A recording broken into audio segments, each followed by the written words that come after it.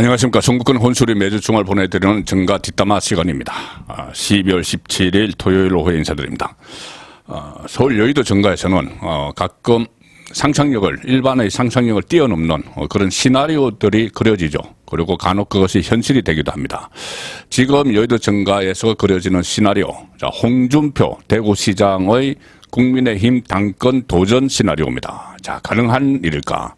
자, 일단 이 홍준표 대구시장이 하방을 해서 셀프 하방을 해서 대구로 가서 시장이 된 것이 6일 지방선거니까 얼마 지금 이제 한 5개월 됐죠. 그리고 당대표 경선 국민의힘 전당대회는 지금 내년 2월 말 3월 초 이때 예상되니 그때 출마를 하면은 대구시장이 된 지 1년도 안 된 상태에서 시장직을 던지고 출마를 해야 됩니다. 간혹 그 전에 이 정당의 최고위원은 기초단체장이 맡은 경우가 있지만 당 대표는 다르죠. 같이 할 수가 없습니다. 당 대표는 매일 출근을 해서 뭐 서로의 사인도 해야 되고 여러 가지 이 중앙당에 상주를 해야 되기 때문에 자치단체와 같이 할 수는 없습니다. 자, 그래서 홍준표 대구시장이 이 사퇴를 해야지 이 당 대표 경선에 출마를 할 수 있는데 사실상 뭐 불가능에 가깝다. 너무 이르다. 대구시장 된 지 뭐 1년도 채 안 된 시점에 어떻게 나오느냐. 뭐 이런 말이 많으면서도 시나리오가 나옵니다. 그만큼 홍준표 맞춤형 경선이 될 가능성이 높기 때문입니다. 자, 그런데 과연 현실 가능성이 제로일까? 그 부분에 대해서는 지금 여의도 정가에서는 이런 시나리오가 있지만 실현될 가능성은 극히 낮다, 제로다, 뭐 불가능이다 이렇게 이야기를 하지만 꼭 그렇지 않을 수도 있다는 말씀을 제가 드리겠습니다. 가능성이 높은 것은 아니지만 지금까지 홍준표 시장의 정치 행태, 여태까지 해온 행적들 이런 걸 보면은 홍준표 시장은 다른 정치인들과 다릅니다. 기상천외한 이런 행동을 선택을 할 때가 많이 있죠. 지금 대구시장이 된 것도 그런 경우입니다. 어쨌든 지금 여의도 정가에서는 가능성이 거의 없다. 그러면서도 시나리오가 놔두는데 그 이유가 있습니다. 지금 국민의힘 대표가 갖춰야 될 요건들 이런 것들이 여러 갈래로 나오고 있는데 어느 쪽을 맞춰봐도 홍준표 맞춤형인 것 같아. 홍준표가 적임자다 이런 이야기가 나오기 때문이죠. 가령 지금 뭐 주호영 원내대표도 이야기를 했었죠. 총선은 수도권에서 승부가 난다. 그래서 수도권에 어필할 수 있는 후보여야 된다. 이 말이 하나 있는데 여기에 대해서 홍준표 시장은 서울에서 사선 국회의원을 했습니다. 서울에서. 이 송파와 동대문에서 했는데 특히 이 동대문에서 3번을 했습니다. 3번을 국회의원을 했는데 이 동대문은 국민의힘의 취약 지역이죠. 그러니까 강북 지역입니다. 강북 지역에 상당히 이 국민의힘이 어려운 지역인데 거기서 이 강북권에서 약세인데 거기서 3번이나 국회의원을 했습니다. 그러니 홍준표가 수도권 싸움에서 상당히 충분한 경쟁력이 있다. 자, 이런 이야기가 되는 것이죠. 그래서 또 그렇게 하는 과정에서 여러 가지 자리를 거쳤기 때문에 전국적인 인지도도 있습니다. 그리고 두 번째가 이것도 주호영 원내대표가 이야기를 했습니다. 윤석열 대통령과 만나고 와서 이야기를 했기 때문에 여기에 윤심이 실린 것 아니냐 이런 이야기들이 나왔는데 2030 세대를 끌어안을 수 있어야 된다. 젊은 유권자들. 자, 그런데 여기도 지금 국민의힘 당권 주자로 거론되는 사람들 중에 정말 2030에 어필할 수 있는 사람은 없습니다. 사실상 뭐 찾기가 어렵죠. 자, 그런데 홍준표 시장은 어쨌든 여권의 중진들 중에서는 가장 활발하게 젊은 층과 소통을 하는 그런 장점이 있죠. 현재 국민의힘 안에서 홍준표 정도로 젊은 층과 소통하는 사람은 찾기 어렵다. 그것은 뭐 거의 부인할 수 없는 이야기입니다. 대선 때도 2030 세대와 긴밀히 소통을 했고 그러니까 대선 후보 경선 때 윤석열 후보와 맞붙었던 그리고 윤석열 후보에게 대선 후보 자리를 내주고 나서도 계속 커뮤니티를 만들어서 SNS에 커뮤니티를 만들어서 뭐 청년의 꿈 이런 커뮤니티를 만들었죠. 그래서 청문홍답 청년이 묻고 홍준표가 답한다. 이것을 개설해서 상당히 또 인기를 끌었습니다. 그래서 젊은 층 사이에 많이 파고들 수 있는 당대표다. 그러니까 수도권 2030 세대 이것을 해야지 총선에서 이길 수 있다는 이야기죠. 다음 총선이 상당히 중요하기 때문에 그런 대표가 나와야 된다는 이야기입니다. 그리고 아무래도 총선은 바람 싸움입니다. 어느 쪽 바람이 많이 부느냐. 각 지역별로 후보를 보고 선택하기보다는 정당을 보고 선택하는 경우가 상당히 많죠. 전국적인 단위 선거에서는, 총선에서는. 자, 그런 측면에서 홍준표가 대중성이 있고 또 뭐 안티도 있지만 열성 지지자들도 있고 하니까 흥행을 일으킬 수 있다. 국민의힘 흥행물이 하는데 적임자다. 자, 이런 이야기도 나옵니다. 중앙당에서 큰 이벤트를 만들어서 여론을 막 끌고 가는 그런 역할을 홍준표만큼 할 사람이 지금 당에 과연 있을까? 뭐 나경원 전 의원도 있지만 그 나경원 전 의원과는 또 다른 이런 어떤 정치적인 캐릭터가 있는 것이죠. 홍준표 시장에게는.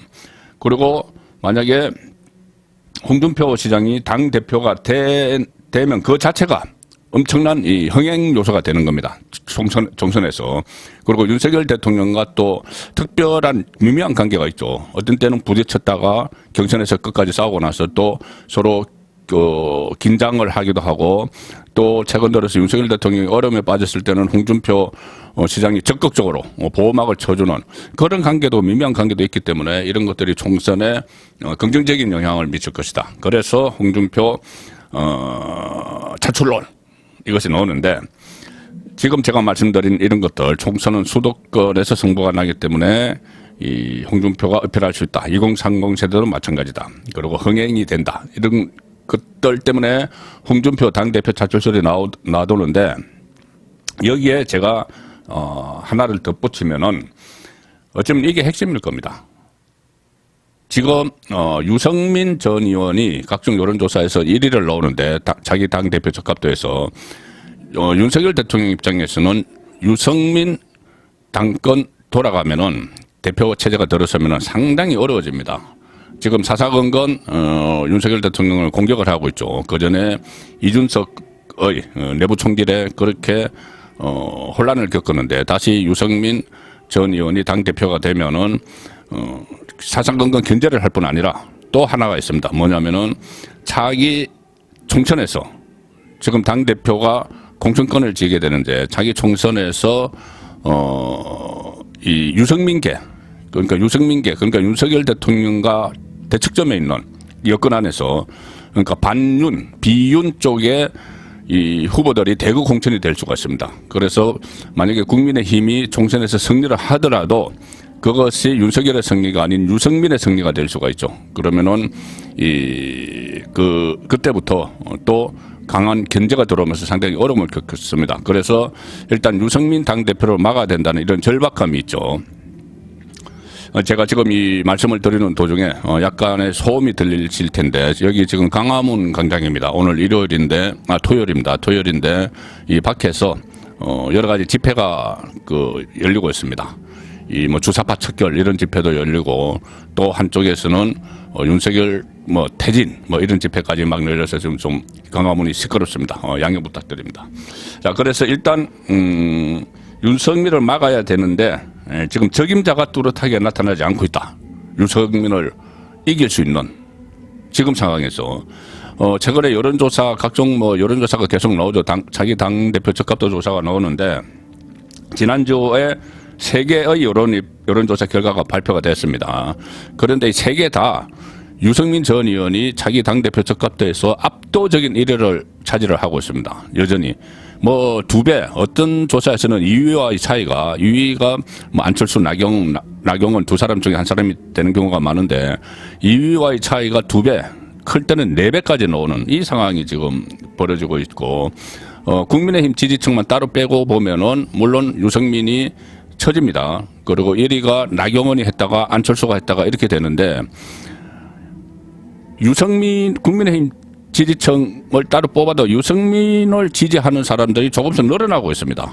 즉 워낙 없는 데다가 뚜렷한 당권 주자가 없는 데다가 또 안에 개파 갈등 이야기도 나오고 또 윤석열 대통령에게 실망을 한 그런 당원들도 있겠죠. 그리고 국민의힘 지지층도 어느 정도 일부정 부분이 있죠. 그래서 그쪽에서 유승민에게 쏠림 현상이 나타나면서 이 유승민의 당원 지지율 이것도 차츰 올라가는 상황입니다. 가령 예를 들어서 지난주에 발표된 전국 지표조사, 이 4개 여론조사 기관이 같이 하는 게 있죠. 그 지표조사에 보면은 국민의힘 지지층 중에서 여기서는 안철수가 1위 나옵니다. 그 13%, 2위가 나경원 11%. 자, 뭐 다른 때는 나경원이 1위, 안철수가 2위가 나올 때도 있는데 3위가 유승민 10%입니다.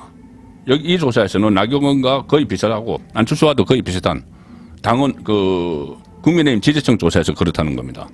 물론 왜 13%가 1위고 11%가 2위고 이렇게 되느냐? 나머지 아직은 적합하다고 보는 사람이 없다라는 응답자가 거의 뭐 절반 가깝게 나옵니다. 절반 가까이.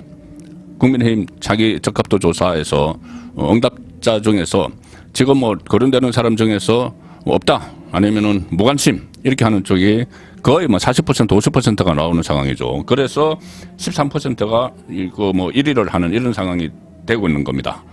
유승민도 전체 조사에서 보면은 한 20%대 초반인데 거기서 그게 1위죠. 그러니까 아직은 없다는 쪽이 상당히 많습니다. 그 국민의힘 지지층이든 뭐 일반 국민이든 국민의힘 당대표 적합도 조사에서 뚜렷한 인물이 없다. 자, 여기에서도 홍준표 시장의 이 어떤 틈새가 홍준표 시장 입장에서는 틈새가 보이는 상황이 되는 것이죠. 이 상황에서 시나리오가 나오는데 가령 예를 들어서 뭐 타임 스케줄 이것도 좀 더 구체적으로 여의도 정가에서 거론됩니다. 뭐냐면은 이 1년에 2번 재보궐선거가 있죠. 큰 선거가 없을 때는 재보궐선거가 1년에 2번 있는데 내년 상반기 재보궐선거는 4월 5일로 예정되어 있습니다. 4월 5일. 자, 그러면 이 4월 5일에 선거를 하면은 보통 선거가 어디서 치러질지 선거구가 확정되는 것이 한 2월쯤인데 내년 2월쯤인데 이 시점이 딱 어떻게 보면 맞아 떨어집니다. 뭐냐 하면은 홍준표 대구시장이 전당대회에 출마를 하기 위해서 대구시장에 사표를 던지는 것이 한 2월쯤, 그러니까 2월 말 3월 초 전당대회니까 2월쯤에 던진다 하면은 그때 4월 달에 대구시장 보궐선거가 치러지기 때문에 시장 공백이 거의 안 생기는 겁니다. 자, 이런 타임 스케줄까지 해서 여러 가지 시나리오가 나오는데 물론 이 경우에 이 홍준표 시장이 1년도 안 돼서 시장직을 던지면 대구 시민들에 대한 우롱 아니냐 뭐 이런 이야기도 또 나오기도 합니다. 그렇지만 또 한편에서는 보수 색채가 강한 대구 시민들이 워낙 이 윤석열 대통령이 어려움을 겪고 있기 때문에 당대표 문제로 그전에 이준석도 그렇고 또 같은 대구 출신이지만은 유승민 전 의원은 이 일종의 배신자 프레임에 여전히 갇혀 있죠. 대구에서 뭐 일부에서는 해소가 됐다고 하지만 아직 그런 분위기가 많습니다. 박근혜 전 대통령 탄핵 때 생겼던. 그래서 유승민 전 의원이 대표가 되는 것을 막기 위해서 홍준표 시장이 출격한다 하면은 양해를 할 수 있을 것이다. 자, 이런 말까지 다양하게 지금 홍준표를 둘러싼 이야기가 나오는데 자, 그럼 홍준표는 이런 선택을 할 것이냐?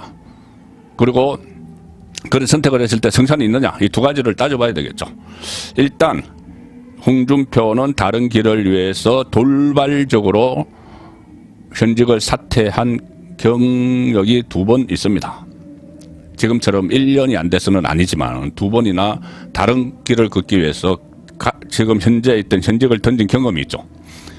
자, 지금 최근의 것을 먼저 말씀드리면은 윤석열 대통령과 대선 후보 경선에서 패배를 했죠.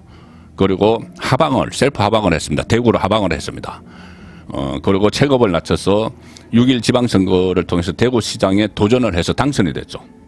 그런데 대구시장에 도전하기 전에 본인은 대구 국회의원이었습니다. 대구 수성을 국회의원이었습니다. 국회의원이 대구시장에 도전을 하려면 국회의원직을 던져야 되죠. 그래서 던졌습니다. 대구시장 도전을 위해서 대구 수성을 국회의원직을 사퇴를 하고 도전을 했죠. 자, 그래서 이 국회의원이 된 것이 2020년 4월인데 그리고 대구에 입성을 해서 무소속으로 당선이 됐습니다. 그런데 2년 만에 2020년 4월에 당선됐으니까 2년 만에 다른 길을 가기 위해서 2년 사이에 뭐 대선 후보 경선도 나가고 했지만 대구시장에 또 도전하기 위해서 더 큰 꿈을 이루기 위해서 2년 만에 다른 걸 하기 위해서 국회의원 자리를 가감히 던졌죠. 전혀 경력이 한 번 있죠. 그 전에도 한 번 있습니다. 경상남도 도지사를 했는데 경남도지사도 중간에 던졌습니다. 경남도지사로 두 번째 당선된 게 2014년입니다. 2014년 6월에 선거를 해서 7월부터 임기가 시작됐는데 2017년 4월에 대선에 출마하기 위해서 그때 조기 대선이 예정이 됐죠. 박근혜 전 대통령이 탄핵이 되면서 대선에 출마하기 위해서 또 도지사직을 사퇴를 합니다. 전격적으로 사퇴를 하죠. 두 번째 임기를 시작한 지 3년을 채 못 채운 상태에서 사퇴를 합니다. 자, 그래서 한 번은 2년 만에, 한 번은 한 3년이 조금 못 되는 시기에 사퇴를 했습니다. 취임하고 나서. 자, 지금은 뭐 1년, 횟수 차이는 있지만 그렇게 하지 않는다는 보장도 없죠. 본인의 더 큰 정치적 꿈을 위해서.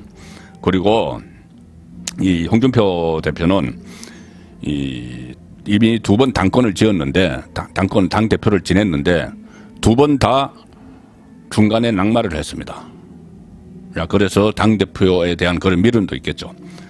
첫 번째 낙마한 것은 2011년에 한나라당 당대표를 했는데, 그때 이 디도스, 선관위 디도스 공격 사건이 있었고, 또 그때 오세훈 서울시장이 무상거출 투표를 하면서 서울시장 보궐선거가 치러졌죠.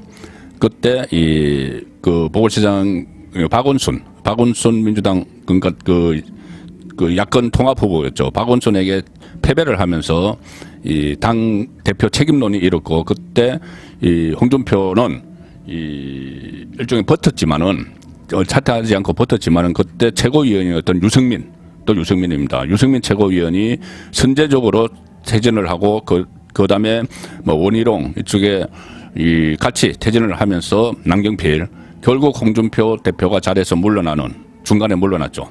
그리고 두 번째 또 맡았던 게 자유한국당 대표입니다. 2017년에 자유한국당 대표를 맡았는데 2018년 지방선거에서 자유한국당이 참패를 하고 나서 또 그 책임지고 사퇴를 했죠. 자, 두 번 다 중간에 사퇴를 했기 때문에 당권에 대한 그런 미련이 상당히 있을 수밖에 없습니다. 그때 이 사퇴를 하고 지방선거 참패에 책임을 지고 사퇴를 하고 무소속으로 대구 총선에 출마해서 당선이 됐는데 그다음에 복당을 하지 못했습니다. 왜 그러냐면은 그때 김종인 비대위 체제가 들었었죠. 김종인과 홍준표는 악연이 있습니다. 과거 김종인의 뇌물 사건을 검사 홍준표가 자백을 받아냈다 이런 이야기를 홍준표 검사가 했었죠. 둘이 악연이 있고 그 관계로 복당을 못하고 있었는데 이 복당을 일찌감치 못한 게 홍준표 입장에서는 대통령이 되지 못한 그 결과를 가져왔다고 생각을 할 수밖에 없습니다. 왜 그러냐면은 당내에 그때 복당을 못하고 나중에 복당을 했기 때문에 당내 세력이 없었죠. 당내 세력이 없었고 결국은 뒤늦게 당에 들어온 윤석열 후보에게 당심에서 져서 대선 후보 자료를 내줬습니다. 그때 두 사람의 그 후보 경선 때 일단 전체적으로 보면은 윤석열 47.85, 홍준표 41.50% 이렇게 해서 윤석열 후보가 당선이 후보가 됐죠. 그런데 그때 일반 국민 여론조사에서는 홍준표 후보가 48.2%로 윤석열 후보 37.9%를 압도적으로 앞섰습니다. 그런데 50%씩 반영된 당원 투표에서 홍준표 후보는 34.8%에 그쳤습니다. 윤석열 후보가 57.7%를 압도적으로 당심을 얻어서 그러니까 대선 후보 자리가 윤석열 후보에게 돌아갔고 윤석열 정권이 창출이 됐죠. 그러면은 홍준표 입장에서는 이 당심 때문에 밀려서 본인이 대통령이 되지 못했던 거죠. 자, 그렇다면은 당심을 지금부터라도 얻어야 되는데 본인의 꿈은 어차피 대통령이기 때문에. 그런데 대구시장 자리에 있으면서 대구에 있으면 당내에 지금 여의도 정치에서 세력을 확장하기가 어렵습니다. 본인도 그거를 느낄 겁니다. 그런데 당 대표가 만약에 되면은 다음 총선 공천권도 행사해서 당 안에 친홍 그룹을 결성을 해서 당심을 확보를 할 수가 있는 절호의 기회가 될 수도 있는 거죠. 홍준표 입장에서 이런 상황에서. 그래서 홍준표 특유의 무대뽀 기질이라고 할까 이런 기질 뭐 독구다이 이런 이야기도 하죠. 그 기질로 돌발적인 그런 그 선택을 하는 그런 기질을 발휘를 하면서 정치 인생의 마지막 승부수로 대표 경선에 도전할 가능성이 전혀 없지 않다. 저는 그렇게 보고 있습니다. 마지막으로 또 짚어봐야 될 건 결국 그러면은 경선에 출마하면 당선될까? 이거죠. 일단은 윤심을 얻어야 됩니다. 윤석열 대통령이 어중을 얻어야 됩니다. 자, 그런데 윤석열 대통령이 최근에 그런 이야기를 했다고 제가 전해드린 적이 있습니다. 윤심은 지지율이 높은 후보에게 실린다는 취지로 이야기를 했다. 열심히 다 하라. 무한 경쟁하라. 이렇게 지침을 은근히 밝혔다는 그런 이야기가 있었죠. 그래서 그 이야기는 뭐냐 하면은 유승민을 이길 후보가 나와야 된다는 겁니다. 윤석열 대통령 입장에서도. 그러면은 제가 조금 전에 말씀드린 그런 이유로 해서 유승민을 이길 후보로 홍준표밖에 없다. 이렇게 되면은 윤심이 실려서 다른 친윤 주자들이 교통정리가 될 가능성이 있죠. 교통정리가 돼서 친윤 그룹이 홍준표를 지원을 하는, 그렇게 되면은 경선에 세길 수 있다는 이야기입니다. 일종의 시나리오지만은 그리고 또 하나는 이 100% 책임당원 쪽으로 가고 있는데, 이 투표가 책임당원들이 뽑는 그렇게 가고 있는데 90%든 100%든 그 경우도 지금 지난번 대선 후보 경선에서는 당심에서 졌지만 이렇게 100% 책임당원으로 가도 홍준표에게 불리할 것이 없다. 왜 그러냐면은 이런 측면이 있습니다. 작년 전당대회 기준으로 책임당원을 지역별 분포를 보면은 가장 많은 곳이 영남권입니다. 대구, 경북, 부산, 울산, 경남 다 합해서 51.3%입니다. 절반이 넘죠. 두 번째가 수도권입니다.